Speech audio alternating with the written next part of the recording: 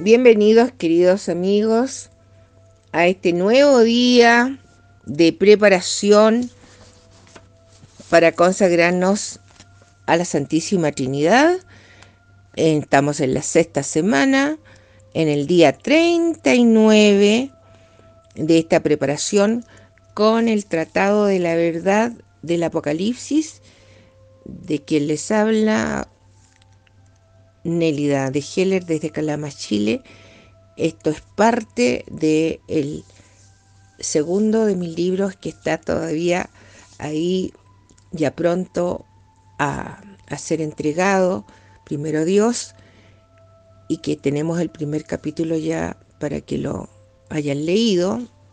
Y estoy en lo del segundo capítulo, que es el que me tiene ahí en freno, pero el tratado de la verdad ya está listo y es con el que yo hago estas preparación, esta información valiosa de las verdades absolutas que tiene este maravilloso tratado de la verdad del Apocalipsis. Y es en el nombre del Padre, del Hijo y del Espíritu Santo, cubiertos con el manto de la Virgen Santísima, el manto de San José, y por los méritos de la infancia del divino niño Jesús, que pasamos de pleno a este día 39, entonces, que corresponde a Apocalipsis 17 y que se le denomina la gran ramera o la falsa iglesia, que es la actual iglesia desde el Vaticano, lamentablemente, tengo que decirlo, y que lo deja especificado la profecía, y exactamente en este capítulo que nos toca hoy día analizar. Estamos con la sexta frase: Tetelestai, consumado es, el tiempo está, se acabó, en fin, y que es la misma frase que dio Jesús desde la cruz en Juan 19:30. Y la sexta bendición: bienaventurado el que lea y guarda las palabras de este libro, y que está al final en Apocalipsis 22:7. Y esto es importante porque nosotros tenemos algo similar en Apocalipsis 1:3, y que nos dice que es justamente también bienaventurado el que lea o escuche la profecía que está pronto a cumplirse. Esa es la primera bienaventuranza, y esta que acabo de decirles también habla: bienaventurado el que lea y guarde las palabras de este libro. Entonces, esto es importante, ¿eh? Y así ustedes se van a ir aprendiendo estas 7 bienaventuranzas, único libro que las trae, y que ya de por sí eso es profecía, pues, de que este es el libro de la salvación de los muchos. O sea, para todos los pueblos está la salvación universal. Apocalipsis en series de 7 para recibir las 7 bendiciones y tener el sellamiento de la sangre del Cordero. No, si esto es un regalo muy grande. Apocalipsis 17. Vamos a hablar de esta, la vamos a ubicar en dónde estamos. Estamos exactamente en la tercera iglesia de Pérgamo.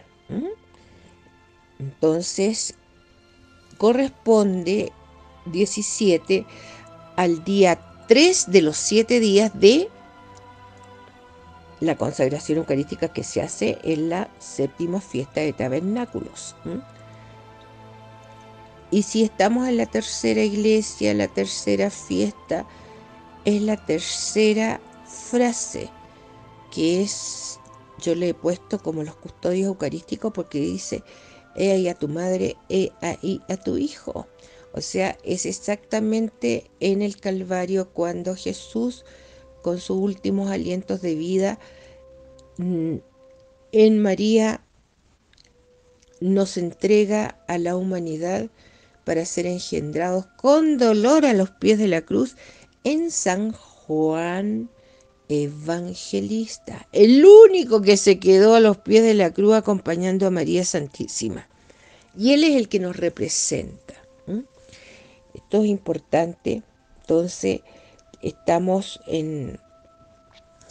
en el pacto de la nueva alianza, el Nuevo Testamento, los 7 sacramentos, en el segundo éxodo hacia el cielo prometido, en la segunda venida de Jesús, determinado esta profecía en la mitad del alfabeto hebreo, en el primer salmo con alfabeto hebreo, en el Salmo 9, y también está el Salmo 10, que es para la salvación al pueblo judío y los muchos que se queden.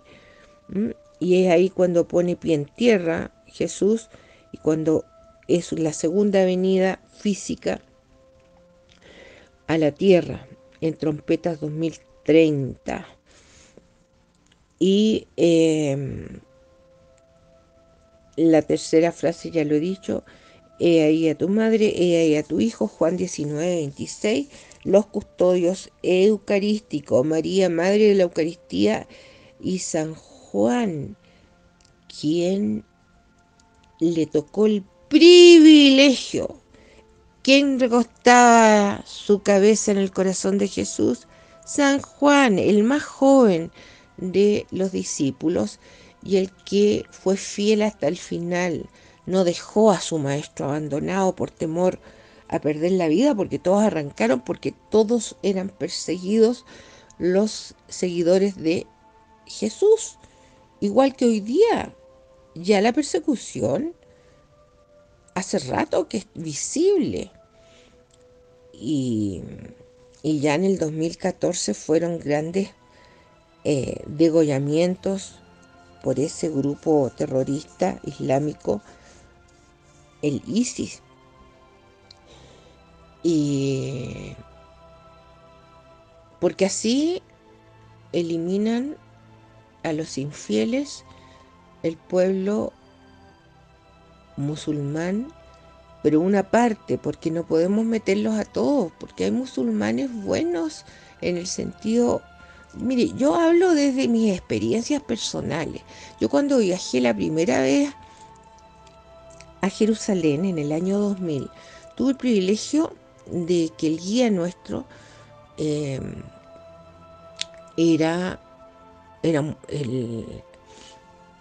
el guía que contratamos para andar en forma más independiente en un auto.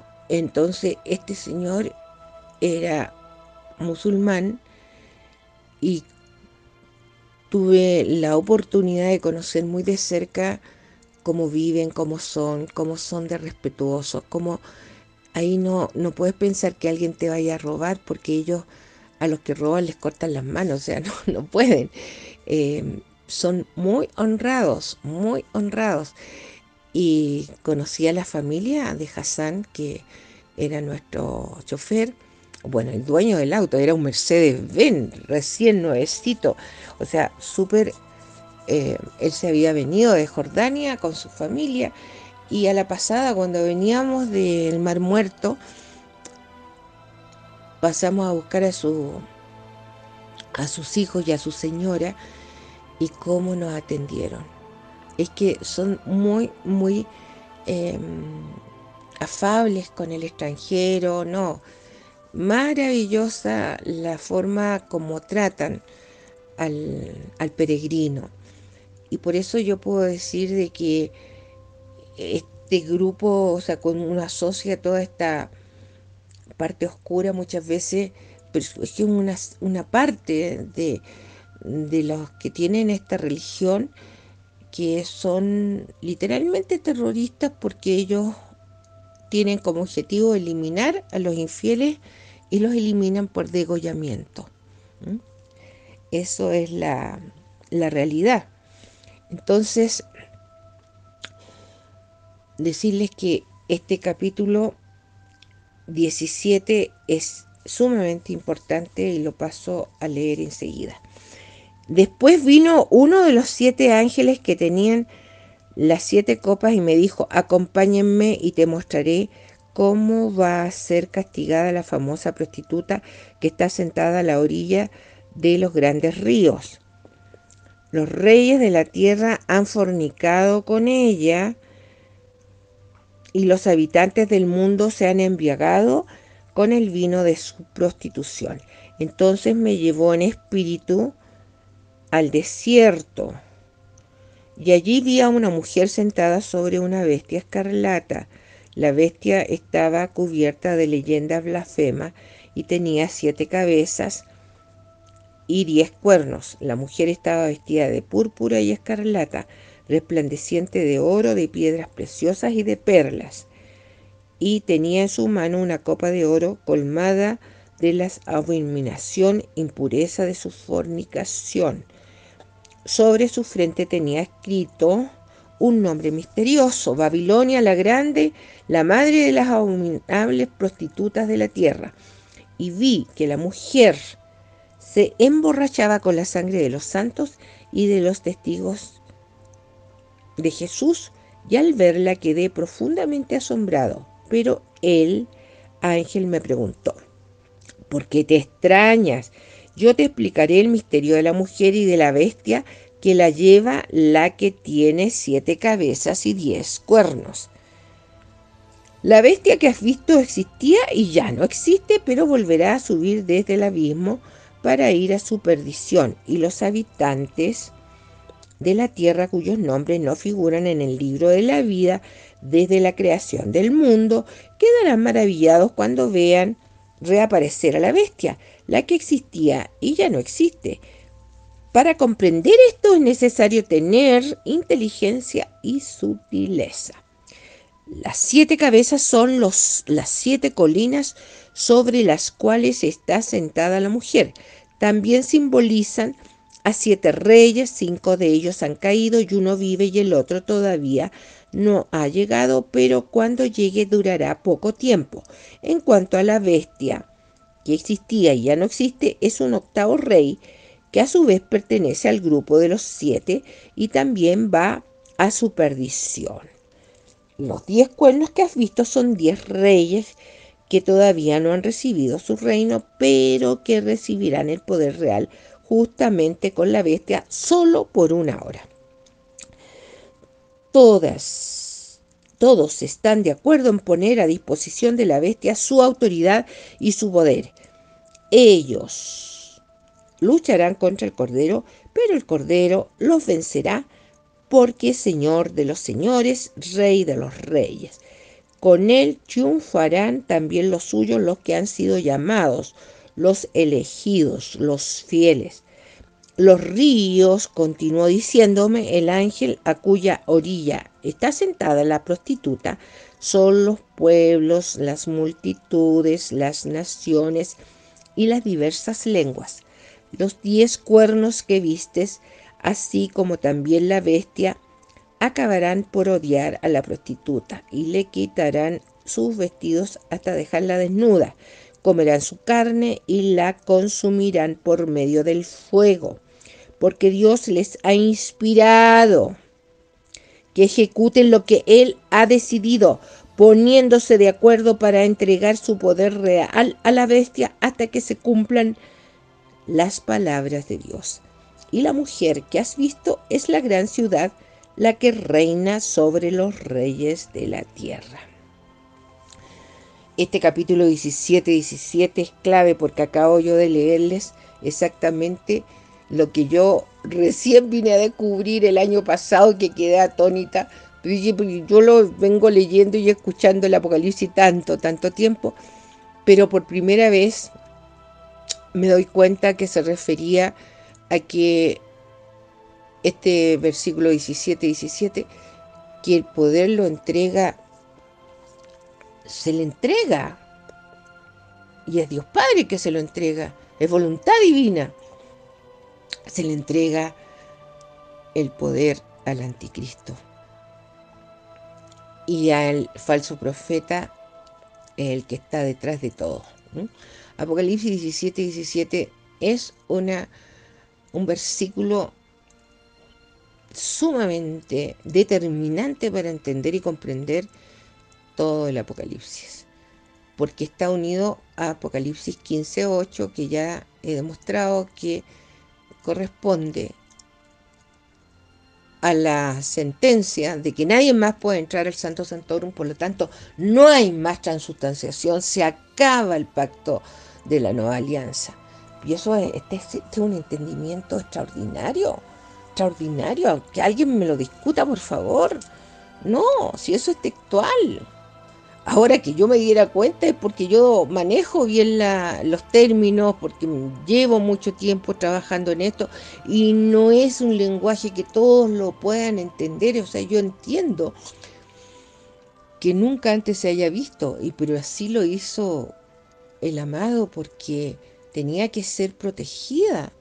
Este regalo de salvación para los muchos, imagínense si no le habrían cambiado. Y este es el libro menos intervenido, quiero decirles, queridos amigos, de Auxilio Maranatá en Misión Eucarística Maranatá, precisamente por lo mismo, porque nadie entendió nada. Por siglos nadie entendió que aquí estaba guardadita la salvación para todos, porque esto es salvación para todos, incluso los del pacto de la nueva alianza, que somos nosotros la iglesia, porque hoy día estamos en medio de un engaño. Entonces, leyendo, escuchando 7 veces el Apocalipsis, logramos el sellamiento y con eso toda la protección que da la sangre de Jesús, porque es la fuente de todos los sacramentos. No sé si es una maravilla, pero era solamente para este momento, porque quienes han tenido el poder de la administración de la sangre del Cordero siempre son los sacerdotes en sucesión apostólica, solamente ellos son hombres elegidos por Dios. Pero hoy día hay una confusión que ya todos estamos enterados en la confusión que se está. Entonces yo les digo, este fue el regalo, y es el regalo del gracia y misericordia para todos los pueblos. Maravilloso. Yo no termino de dar gracias todos los días de lo importante que significa todo esto. Apocalipsis 17 es complejo para entenderlo. No es un capítulo tan fácil, pero yo diría que tomando estas indicaciones ya todo se va dilucidando. Esto está siempre de la mano con el libro de Daniel y con los salmos, siempre.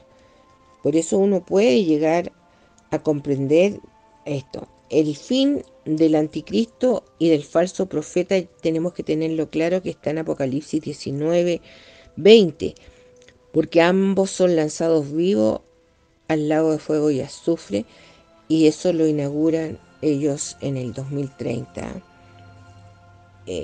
Pongo acá que escribo con emoción, impactada por estas verdades tan importantes, porque la salvación de los judíos la conocí en el Día de Todos los Santos, en la solemnidad de Todos los Santos, el 1 de noviembre del año pasado, 2021, en una misa, desde el ediculé de la Capilla de la Resurrección. Y quiero decirles, ya esas misas ya no se hacen.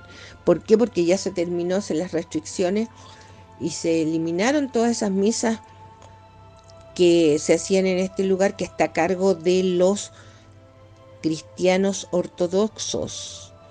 Entonces fue un privilegio tener acceso a esas misas. Probablemente sí se hagan algunas, no lo sé, pero yo he buscado y ya este año ya no hay. Entonces,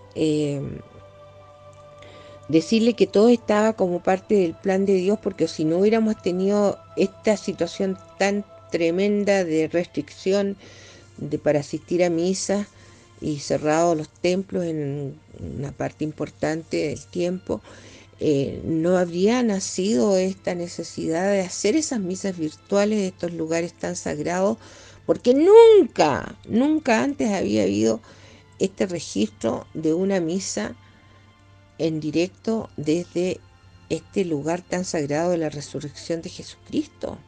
Que esto yo lo encuentro que yo estaba maravillada cuando descubro estas misas, pero como les digo, ya no están.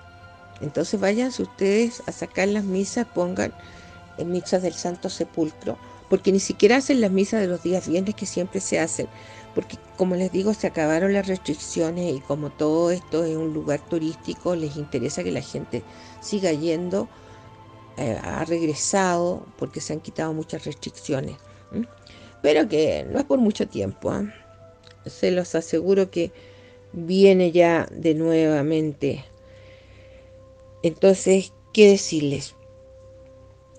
Este es un capítulo que nos da fuerzas para entender la importancia de, de lo que se viene, ¿eh? Y que, digo, este versículo Apocalipsis 17:17 es determinante para confirmar estamos viviendo el fin de la iglesia con la gran apostasía y con la aliyá, que es el regreso de los judíos del mundo entero a Israel. Y esta es una profecía extraordinaria y que nos permite esto de la aliyá, del regreso de los judíos de todas partes del mundo, es una señal inequívoca del fin de los tiempos, en que habría un regreso masivo de los judíos a la tierra santa, a la tierra de Israel. Y esto está en Deuteronomios 33, en Isaías 43:6, en Ezequiel 34:11 al 13. Bueno, hay muchísimas. Ezequiel 1:14, en fin, deben estar presentes para la reconstrucción del tercer templo que está profetizado en 9:27. Ahí es en la firma del pacto entre muchos. Y también está en Apocalipsis 11:1, en 2 de Tesalónicas 2:3-4.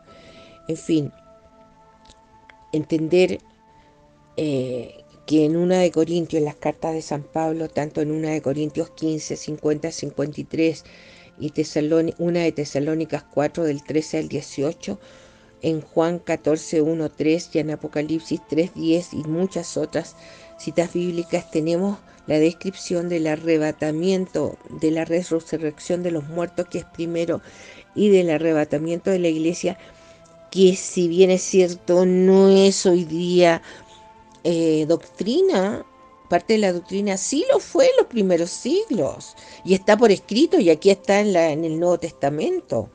Entonces, cuando escribe San Pablo, él esperaba que era pronto que iba a venir y se iban a vivir el arrebatamiento de la iglesia. Yo hablo desde lo que sé, que la fecha la sé porque exactamente la tengo en el sueño y esa fue audible, 16/9/25. Y al que no le guste esto, que yo diga fecha y que me haya equivocado, que yo, miren, ¿saben quién me da?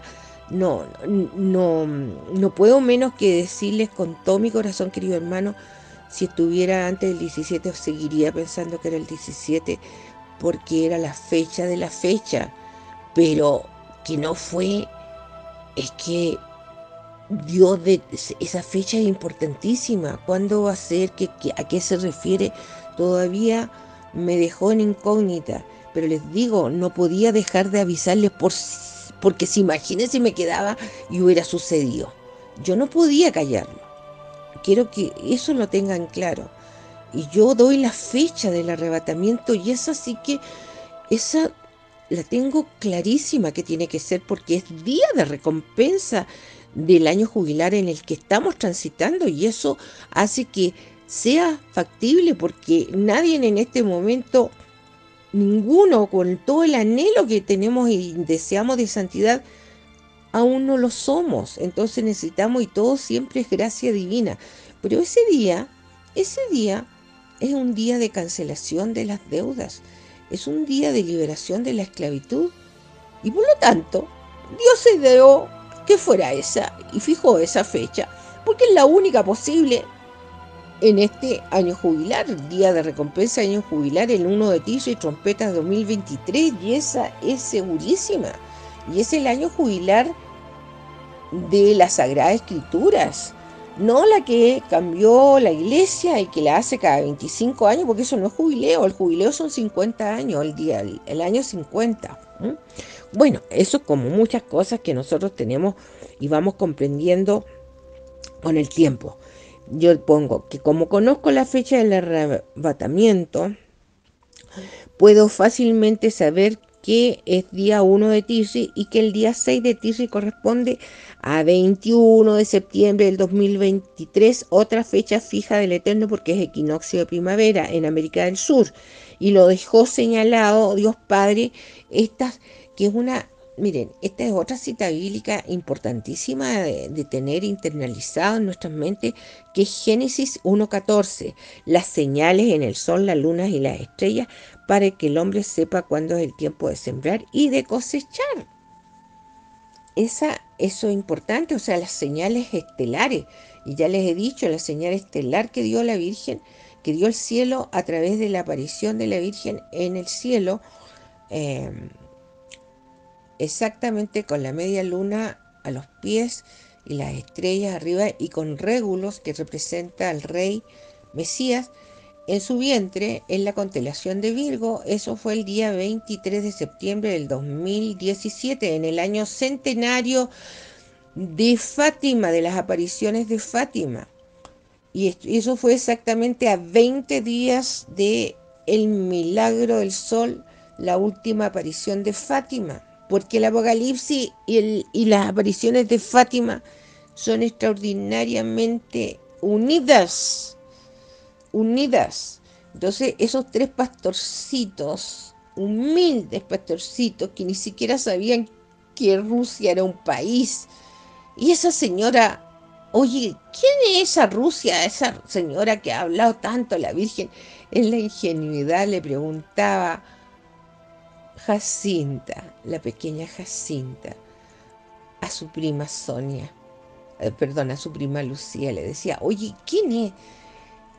Porque ellos eran niñitos de campo, no tenían idea de nada, eso conocían del Santo Padre por lo que se hablaba, sus papás en el catecismo le hablarían, pero ellos ni siquiera sabían cómo era todo, no.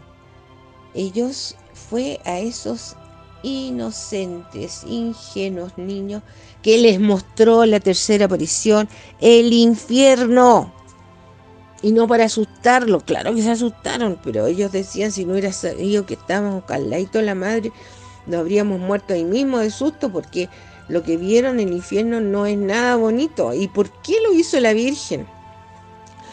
Para que nosotros, que también hoy día en la humanidad ya ni se habla del infierno, a ver, escuchen, díganme, ¿en cuántas homilías ustedes han escuchado?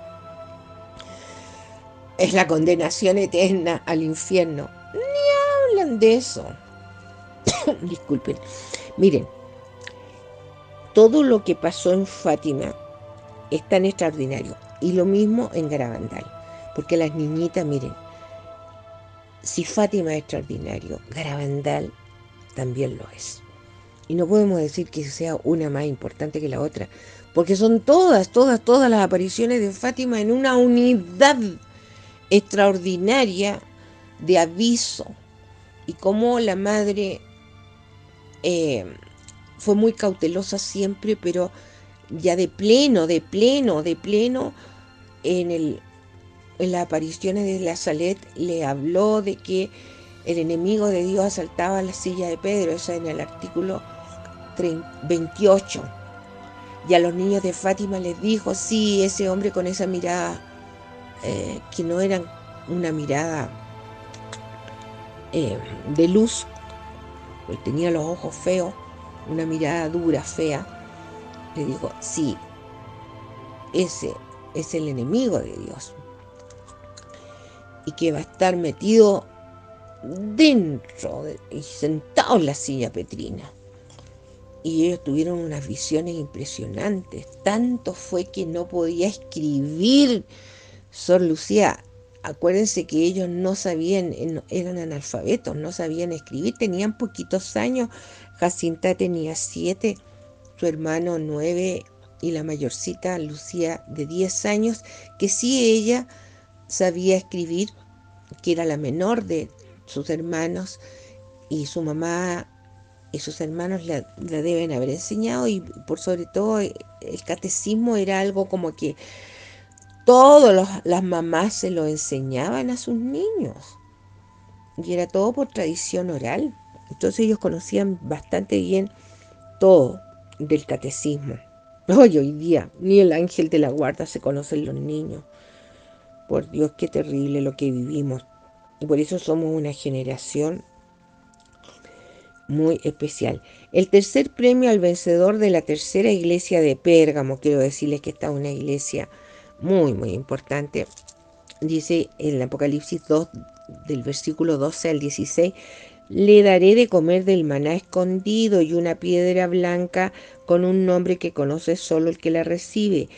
Este maná es el alimento que recibió el pueblo judío en el éxodo de 40 años en el desierto hacia la tierra prometido, llamado pan de ángel. Lo recogían a diario y solo lo necesario para consumir, no se podía guardar. Este maná escondido es el aficomén, que significa, afírmense cómo se llama, el que viene. De pleno, este significado es muy revelador. Y en toda mesa de Pesaj, de Pascua judía, hay una bandeja con 3 panes asimos sin levadura, envueltos en un paño de lino blanco, y el dueño de casa, que siempre es el que dirige y preside la celebración de Pesaj, toma el pan del medio. Para un católico, entendemos, corresponde a Dios Hijo, el Mesías Yeshua. Pero para un judío no, pues no lo toma así. El que dirige la celebración lo parte por la mitad, que para nosotros es el sacrificio de el Cordero en la Santa Cruz. Toma la mitad y lo envuelve en un paño de lino blanco, que para nosotros corresponde a la sábana santa, y lo esconden y lo colocan en un lugar escondido, que es el Santo Sepulcro para un cristiano católico, para que después de la cena pascual salgan todos los niños a buscarlo, porque el que lo encuentra recibe un buen premio. Y esto se le llama el aficomén, el postre en cena pascual, que se consume con una pasta de manzanas y canela, que les recuerda la argamasa con el que pegaban los ladrillos en el tiempo de esclavos en Egipto. Porque la celebración de Pesaj es un recuerdo de esa liberación de la esclavitud y de todas las maravillas del paso por el Mar Rojo, etcétera, etcétera. Y el cántico, pues, de Moisés, el cántico que está junto con el cántico del Cordero, porque eso es lo que se hace en toda misa en el cielo, estos cánticos de liberación de la esclavitud. Importantísimo. Esto es sobrecogedor, porque imagínense lo que va a ser para el pueblo judío cuando se den cuenta que si ellos siempre celebraron Pesaj con el Aficomén, y ahí era una prefigura de lo que es la Eucaristía, pero ellos no van a poder recibir la Eucaristía, porque no hay Eucaristía. Se acaba la iglesia en trompetas 2023, se acaba. Ya lo estoy demostrando porque se acaba. Apocalipsis 15:8, Apocalipsis 17:17, Apocalipsis 18:4. ¿Y por qué deja este libro, el libro Resumen de Salvación universal para todos los pueblos que reconozcan a Jesucristo como el único Salvador? Porque es la sangre del Cordero la única que salva. Entonces se produce el sellamiento con 7 Apocalipsis. 7 Apocalipsis seguidos, tú los puedes hacer de una en un solo día, como una ofrenda de alabanza, escuchar o leerlo, o secuencial un día. Es como ir a misa, es como ir a misa, celebrar misa. Entonces, sencillísimo, pues, sencillísimo, porque se trata de la salvación eterna. Es como rescatarnos de las fauces del enemigo, de la condenación eterna que es el infierno. No, si no es cualquier cosa, esto es un regalo demasiado grande, valorémoslo en todo lo que significa. Y yo entiendo que cuesta comprender tanta generosidad del Eterno. Y Y yo les digo, eh, sí, hay algunos sacerdotes que sí se dan cuenta en la importancia de estos 7 apocalipsis, pero todavía están digiriéndolas y no es algo tan fácil, porque se les acaba. Y yo, imagínense un sacerdote asumir que ya no van a poder más realizar la consagración, porque la van a poder hacer, pero en el cielo no se va a dar. O sea, aquí va a ser como mímica. Y eso es lo que es la nueva iglesia que está promoviendo Bergoglio y compañía, con todo esto del sínodo y con todos estos pactos universales que se vienen firmando y con todos estos complejos abrámicos que tienen una razón de ser muy importante, porque el anticristo, dentro de todo lo que va a hacer, es tener religión única, moneda única, gobierno único, educación única, etcétera, etcétera, todo único. Bien, queridos amigos, esto es lo más importante, este capítulo 17, por favor, complejo de entender, pero no tanto cuando estoy dando estas claves para entenderlo. O sea que de aquí, de todo lo que hemos leído y de lo que les he estado contando, ¿qué tenemos que rescatar? Que tenemos la iglesia de Pérgamo exactamente la prefigura de la Eucaristía en este afikomen. Y la piedra blanca. La piedra blanca nunca nadie la ha explicado. Pues yo me puse a investigar porque a mí las cosas me gusta entenderlas. Pues bien, el premio de las Olimpiadas eran entregarle al ganador una piedra blanca y donde estaba escrito un nombre que le ponían al ganador. Entonces solo la conocía porque era una clave para que él tuviera durante todo ese año, hasta las otras Olimpiadas, el privilegio para asistir a todos los eventos que tuviera el imperio, en el lugar donde él viviera, en fin. Entonces, esa era como una tarjeta VIP, una piedra blanca con un nombre que solamente el ganador conocía. Eso era la famosa piedra blanca. ¿Y qué es nuestra piedra blanca? Es este privilegio de saber que con el Apocalipsis nosotros tenemos sanación, sellamiento de la sangre del Cordero. Entonces, este es un privilegio solo para los hijos de Dios ganadores olímpicos, digámoslo en términos de lo que significa ese día en que se consumía la ficomen, que es manzana con canela, le llaman el jaroset. Bueno, y todo lo que significa envolverlo en el paño blanco. No, si el premio a la iglesia de Pérgamo es sorprendente en todo lo que significa como prefigura eucarística. Y como les digo, nos queda poco tiempo para la Eucaristía. La Eucaristía es lo más grande, la adoración más excelsa, consumir a Jesús Eucaristía. Es lo más grande de lo más grande.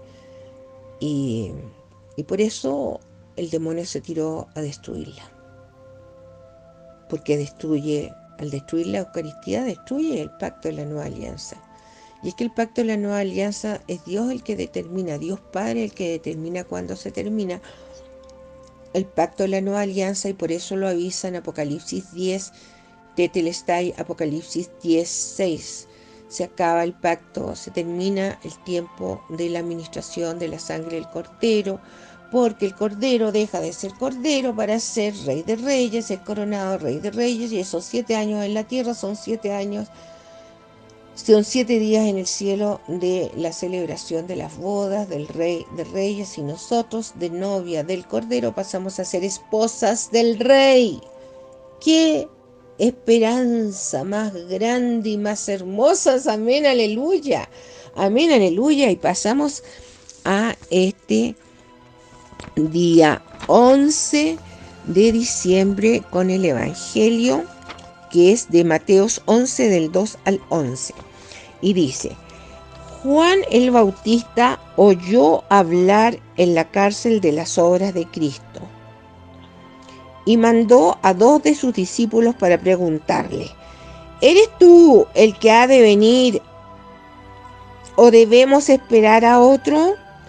Jesús le respondió: Vayan a contar a Juan lo que ustedes oyen y ven. Los ciegos ven y los paralíticos caminan. Los leprosos son purificados y los sordos oyen.